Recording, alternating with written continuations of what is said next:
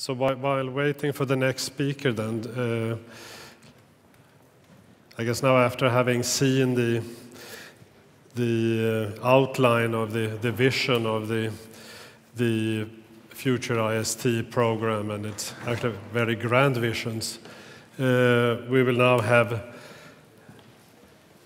a few presentations discussing more specific aspects of and how FuturICT can contribute to different parts of the sciences. And first out is Alan Kirman, who currently is at the University of Marseille, number 3. He is most of you surely know, is a well-known economist who also, I guess, always have shown links to the complexity science of the world, and unlike many other economists, he has been at Johns Hopkins University. He's a fellow of the Econometric Society, European Economics Association, and so on. And he has lots of interesting insights to tell us, I hope. Thank you so much.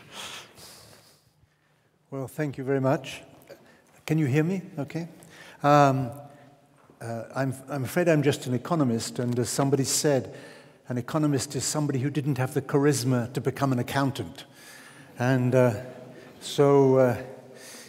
what I want to talk about here is the aspects of FuturICT which are related directly to economics. And I think that the situation up until a number of years ago, up until 2007, was that we were pretty happy with the situation. Economists were fairly happy with what they were doing, and in fact, Bob Lucas went as far as to say in his presidential address to the American Economic Association, the central problem of depression prevention has been solved. So that was good.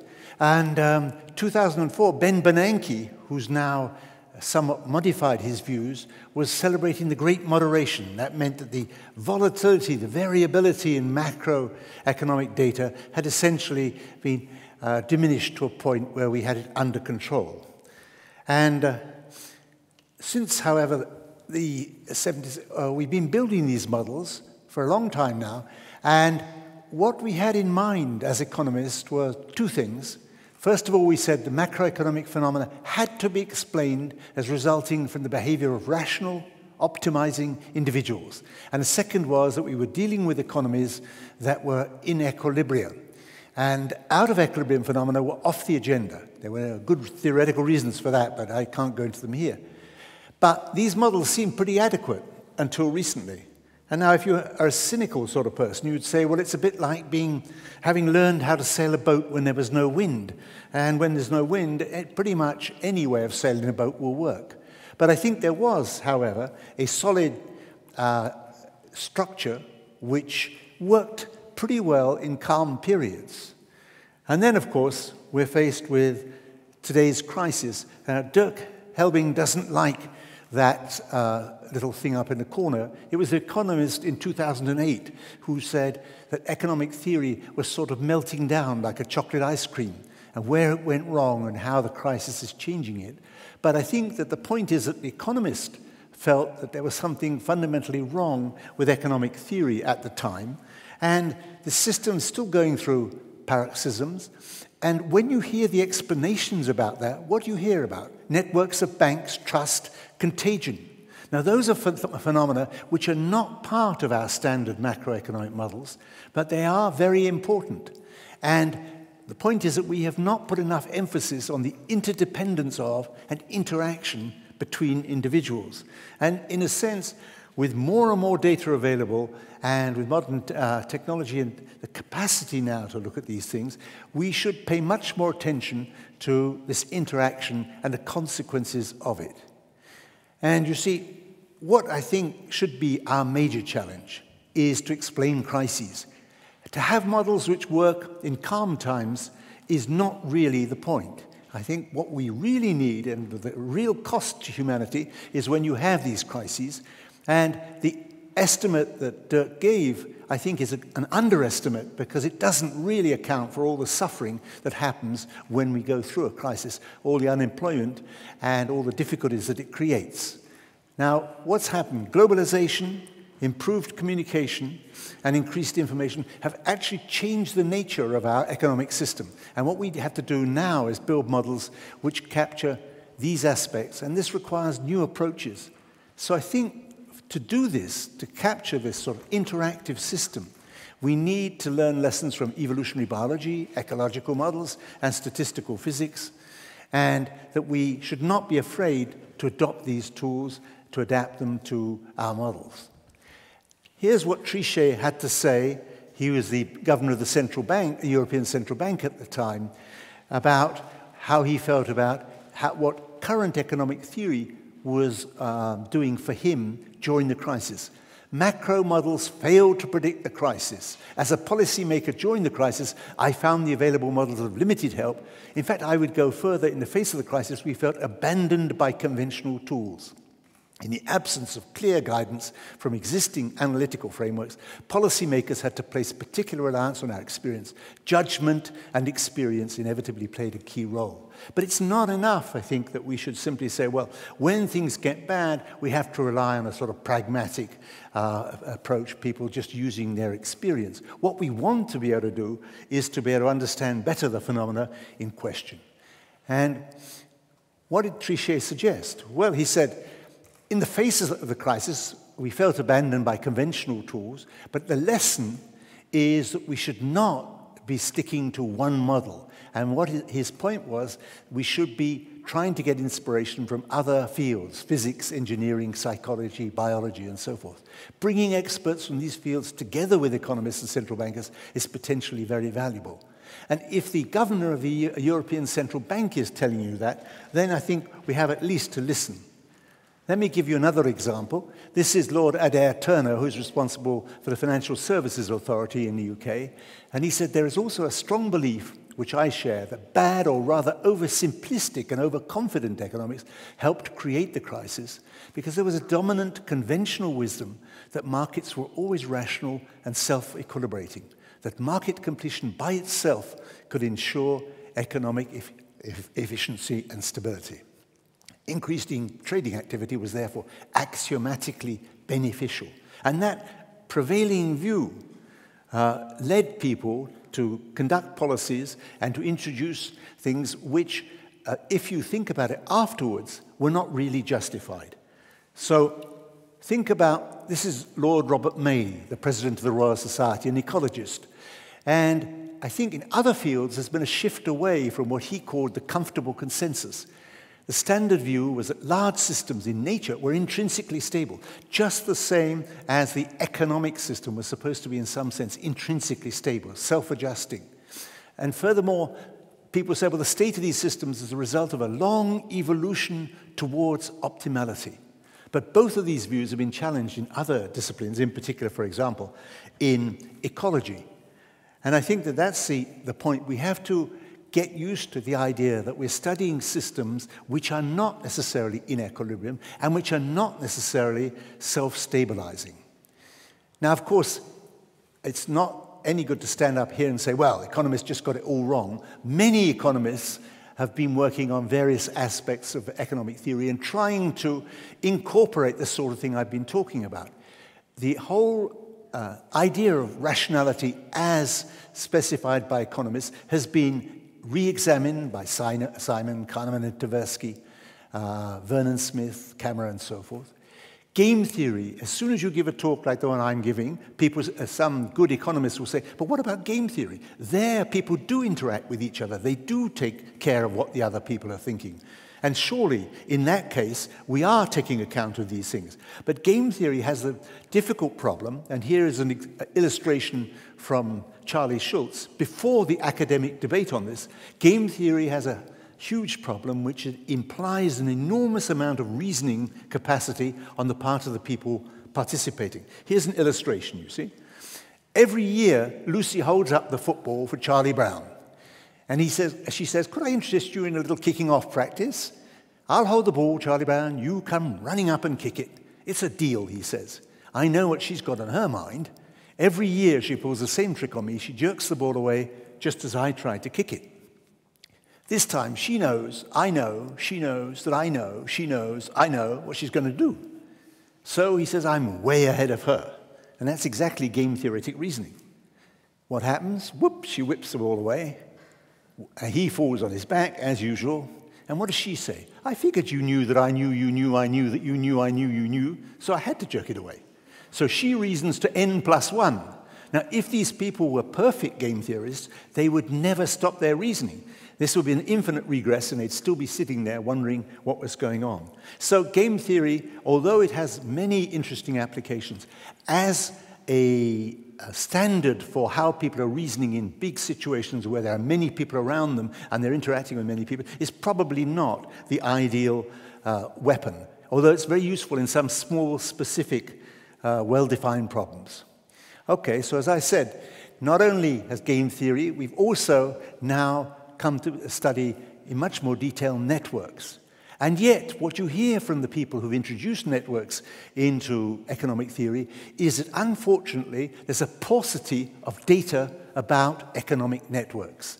And that's exactly what FuturICT should be able to help with. That is providing much more data about the sort of economic networks that we're faced with. Another thing that people have dealt with a lot is learning. They say, no, you just say that this optimization assumption is what is unreasonable. But in fact, people don't optimize. They learn how to do the best thing around. They just learn over time. So by learning, they get to the right result. So people don't actually optimize. They just simply learn. But in some phenomena, that's a perfectly satisfactory explanation. If you're looking at something which is not directly involved with you, and you're looking at some outside phenomena, you can learn about it. But what happens when, as in economics, what you're learning about is a system which consists of other people who are also learning? Then it becomes very complicated, because you're learning about something which is itself changing. So here's an illustration of that. You see, this scientist, a very serious person, is putting food in that hopper, and he thinks that he's training the rat to press the button marked food. But the rat believes that he's training the scientist to put the food in there, you see. So the rat's saying to his friend, I think he's learning, and it's not obvious which side is learning, you see. Is it the rat that's learning or the scientist that's learning? And that's exactly the problem in economics. That when you say people are learning about what's going on, they're learning about other people who are also learning. And that makes our life very complicated. So as I say, economists have been rethinking many aspects of economic theory, and indeed, we even now have people who talk about out-of-equilibrium dynamics. For many people, it is not satisfactory to somehow say that we're in an equilibrium situation when you have a situation like 25% unemployment in Spain. Most of us would not feel that those people are voluntarily unemployed, that they've decided that's the best thing for them to do is to be unemployed. So what's the way out for macroeconomists up to now? Well, typically, what they do is make the assumption that the aggregate economy acts like an individual. So the assumption of the representative agent is very common. And if people don't interact very much, to take the average individual and say that society as a whole, or the economy as a whole, acts like the representative individual is not a bad approximation. But when the interdependence between people becomes too important, the aggregate can behave quite differently from the individual agents. And anybody who's done physics or biology knows that there will be a difference between individual behavior and aggregate behavior. And once we remove that assumption of independence, we can study such phenomena as contagion, panic, and herd behavior in general. So, of course, our real problem, as I said, is to explain and understand crises. Now, we have two choices. Either we say, we have a system which is in equilibrium going along, and it's knocked off course by some exogenous shock, and we find some explanation for what the exogenous shock is. Or we say, what we have to do is build models in which these sort of crises will happen endogenously. They are part of the system. And that, I think, is what the important thing is that we have to look at. We have to think of the economy as a system of interacting agents, as a complex, adaptive system. And within that, this sort of crisis or crash will emerge as a normal phenomenon. You see, let me give you here a simple observation. If you think of exogenous shocks, things which happen from outside, which knock the economy off course, well, one argument is, oh, we just simply got the distribution of those shocks wrong. Big shocks can happen with higher probability than we thought. The old example is the black swan. Black swans are simply more common than we believed. But a very interesting argument by Gabet is, I think, much more realistic. He says, don't think about these aggregate shocks as coming from the outside. Just look at a realistic description of the size distribution of firms. Once you look at it, and it's a power law, then you see that a shock to a big firm will in fact have an impact on the economy as a whole. So you don't have to imagine that these are some curious exogenous shocks. What you have to think of is an impact on a big firm, which will also have impact on small firms, because those small firms are often suppliers of the big firms. And what he does is detail shocks to General Motors. This big strike at General Motors, for example, will have a major impact on the American economy. And those are the sort of things that we have to include. We need to put into our models the distribution of firm sizes and how that emerges. And that's exactly the sort of thing that we can do in FuturICT, is look at the detailed data of firm sizes and how it evolves over time.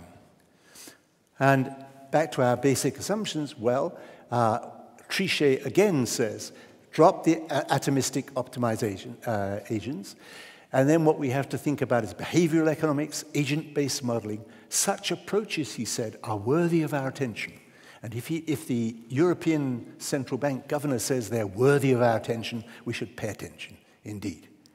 And indeed, when you think about this interaction between people, what Isaac Newton said is, I can calculate the motion of heavenly bodies, but not the madness of people. Remember that Isaac Newton lost a lot of money speculating. So the economy is a complex system. Complex systems have these features. They have interacting agents who may be heterogeneous. They may have simple behavioral rules. And the interaction amongst them means that the aggregate phenomena are intrinsically different from individual behavior. The network which governs their interaction is crucial. Those who study market microstructure know that. And the important features of better models are heterogeneity of the agents, interaction between them, and study the networks which govern those interactions. So heterogeneity. If we have agents who are different, we can actually build models which are much better than assuming we have this one typical average individual who has everything under control. With people who are much simpler, if you have people who are different, you can get a much better result. Let me try and illustrate with a bit of luck here. Now I want you to watch these people. Bees have to keep their hives at a constant temperature. And so what they do is fan air through the hive. As it gets hotter, they need more air. So any sensible macroeconomist will look at the representative bee and he will say, oh, well, as the temperature goes up, the representative bee beats more air through the hive. But in fact, that's not the case. Bees are on or off. They all beat their wings at the same speed, but they have different thresholds. As the temperature goes up, more bees join in, more air goes through the hive. So that's the first thing there. Bees are very simple, like automata, just on or off. But together, they have a beautiful, smooth reaction to the environment. So again, with agents who are simple but different, you can build up a very complicated collective reaction, which is not the same as the individual reaction. But I want you also just to notice, by the way, and I just very quickly show you that again. I want you to notice that people will always say to you, but don't look at insects. They've optimized over millions of years. We're not like that. But they are not optimal. They are not efficient. Look at this guy. I mean, he's just getting in the way. I mean, he's just wandering through there. Look, he's just a mess. And I think an important lesson, second important lesson to learn from social insects is that, like the economic system, often it's a bit of a mess. However, we manage to get things done. We do manage to coordinate, but we are not optimal in the usual sense, and nor are insects. And as Deborah Gordon, the famous entomologist at Stanford, said, if you think that ants have adapted optimally, just spend a few weeks in front of an ant's nest. You wind up wanting to help them. They do such a bad job. But in the end, they get it done. And that's the point, that I think we're not at a situation where we're studying efficient systems. And if you think of the economic system as self-organizing, it won't result necessarily in a stable or an optimal equilibrium. It will get things done, But there's always room for improvement. And Schumpeter and many other people have made the same observation. And so my observation there is that economic systems are a mess, just as ant colonies are a mess. But that doesn't mean that there aren't interesting phenomena emerging from the mess. But I don't think we should think of them as these mechanical, optimal systems. Okay, so if we're having these repeated, if infrequent crises, shouldn't we really think again about our models? And as Ben Bernanke said, the brief market plunge was just an example of how complex and chaotic, in a formal sense, these systems have become. What happened in the stock market is just a little example of how things can cascade, or how technology can interact with market panic. These are words which we don't normally use in economics, but they're very important because what we see here again is that the system organizes itself, but not necessarily in a nice, stable, or optimal way.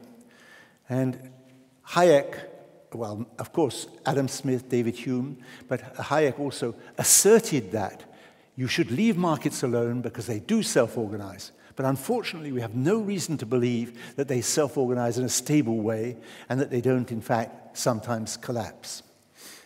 And again, another assumption that we have made very often in economics is that people have what are called rational expectations. They understand the nature of the uncertainty they're faced with. They don't have different expectations. But in fact, one of the important things that we should study in future ICT is exactly the fact that people do have different expectations. And the question is, why do they have different expectations? And how do they influence each other's expectations? And now we start to have data on that. We start to have much more data. We now know from looking at what people say, if we look even on Facebook, on Twitter and so forth, you can start to see when people change their opinions from being optimistic about what's going to happen to becoming more pessimistic. So we get these waves of optimism and pessimism which do not coincide with a view of every individual having the same expectations about what's going to happen. So we should allow for these different expectations. And as Ben Bernanke again says, I just think it's not realistic to think that human beings can fully anticipate all possible interactions and complex developments. And that's exactly the point, that we can't. And collectively, we can influence each other and wind up with the wrong opinions. So, a basic, 3 minutes left. Right, I'll talk even faster. A basic underlying phenomenon is the efficient markets hypothesis, which has backed up all the arguments for financial market as they stand at the moment. What's the idea? All relevant information is contained in prices. You don't have to look anywhere else. And how does that happen? It's because people observe little pieces of information independently. They then act on them, and that acting on them, buying and selling, changes the prices, and so prices reveal what people had as information. Unfortunately, as Poincaré, who reported on Bachelet's thesis, said, unfortunately, your whole hypothesis is based on one assumption, that people observe things independently and are not influenced by each other. In fact, the natural tendency of man, he said, is to behave like a sheep, to follow other people. And that's what he wrote in his report on Bachelet's thesis. And unfortunately, people overlooked that. And here are these rational, optimizing, isolated individuals. And you can see that they don't really look as if they're not influenced by each other. So again, Trichet criticized that hypothesis. But let me I don't have time now to go through all this, because I've just been told I have minus 1 minute, probably. But let me give you a very simple example of what goes on. These people are standing in Times Square. They're all looking up at the sky. There are 20 of them to start with. After 20 minutes, when this experiment was done, there were 5,000 people looking up at the sky. Why were they looking up at the sky? If the other people are looking up at the sky, there must be something to see there. These people infer from what the other people are doing that there must be information there. Same thing happens in markets. People watching other people buying and selling infer that they have information. And by that inference, they then act on it themselves. But that information may not actually really be there. Illustration. Look at this. This little man here says, I've got a stock here that could really excel, sell, and then everybody's selling like crazy. And down here there's this poor person who says, this is madness, I can't take it anymore, goodbye. Goodbye, buy, and of course, off it goes again. And down here in the corner, I've got a stock here, and of course, off we go again. But the point is, a small grain of information that may be wrong can generate a huge movement in these markets. Okay, I don't have time to say basically anything more. What we want to do is to better explain these sudden movements at the aggregate level. And I would just as a last example, give you, I hope this little film will work. We can learn a lot from social insights. And the idea here, we built models of financial markets on this basis, is that ants have to choose between two paths to get to their food. And in this case, there's a long path and a short path. And the point is that they don't divide between the two. They tend to herd on one path or the other. And if this works, I hope it'll work. Yes, it does work. You'll see after a while that the ants, that's what I mean by being a mess. That guy's just lost. But anyway, finally, all the ants go down the short path, and they've somehow all herded together, but they've herded on the good solution. So that's good, right? Unfortunately, that's not the truth. The German television came to see Guy Terrelas, who ran these experiments. He had his paths all set up, and they had had a whole series of items on optimal adaptation. And so there's Guy with his little experiment.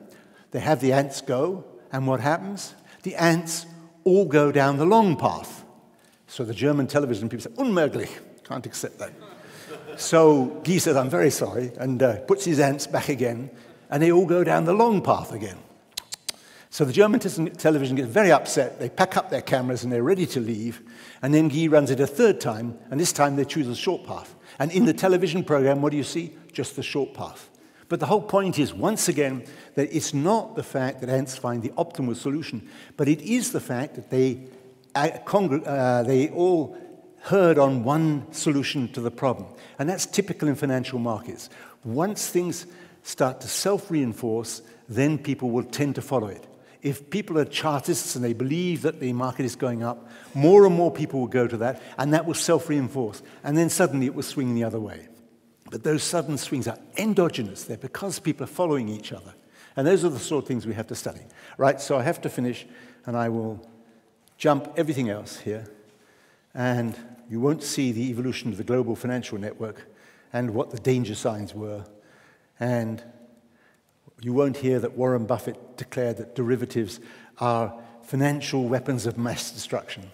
But the conclusion is, in a world where individuals act relatively independently and the environment is relatively stationary, the old macroeconomic models, the standard ones, based on isolated individuals, function quite well.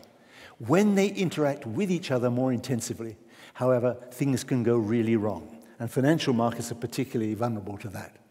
In order to analyze and understand these systems, we need extensive and detailed data on individual decisions and attitudes and on the networks which link individuals and institutions. Models using and even derived from such data will enable us to anticipate the emergence of major crises and possibly to take remedial action. Even a limited success in that direction would more than repay the cost of any of these flagship projects. Thank you very much.